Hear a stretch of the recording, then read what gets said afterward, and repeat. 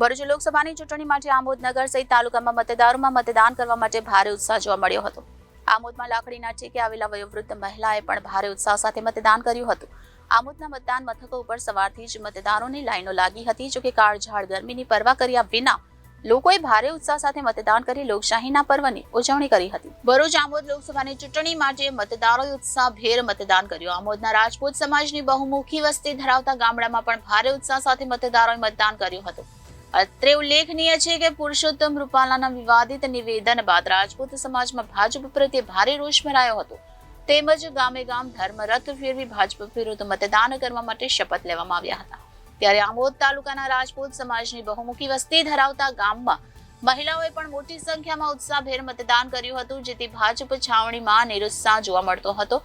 કાળઝાળ ગરમીના કારણે ચૂંટણી તંત્ર તરફથી મતદારોને કોઈ તકલીફ ન પડે તે માટે છાંયડા માટે મંડપ, પીવાના ઠંડા પાણીની વ્યવસ્થા તેમજ મેડિકલ ટીમની પણ વ્યવસ્થા કરવામાં આવી હતી। આમોદ નગર સહિત તાલુકામાં શાંતિપૂર્ણ માહોલમાં મતદાન કરવામાં આવ્યું હતું।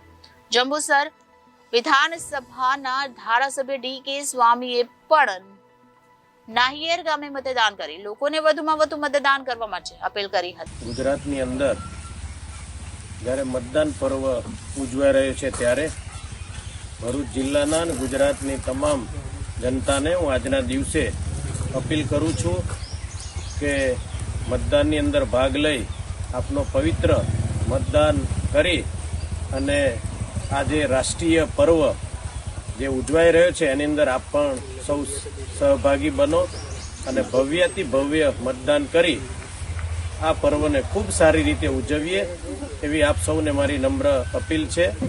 મારો મત મારા ગામની અંદર હું આપ્યો અને આપ પણ સૌ મતદાન કરી પરિવારે સહિત મતદાન કરશો એવી આપ સૌને આગ્રહ ભરી મારી નમ્ર અપીલ છે। Reporter Viral Gohil, Janadesh news, Bharuch.